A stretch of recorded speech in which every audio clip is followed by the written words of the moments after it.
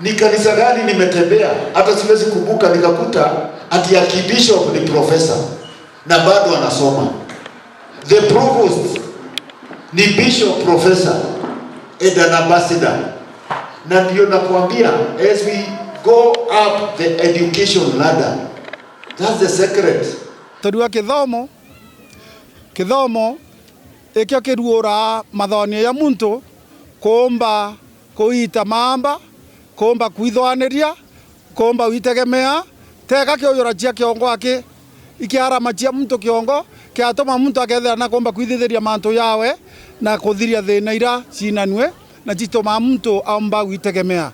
Masomo hayana umri.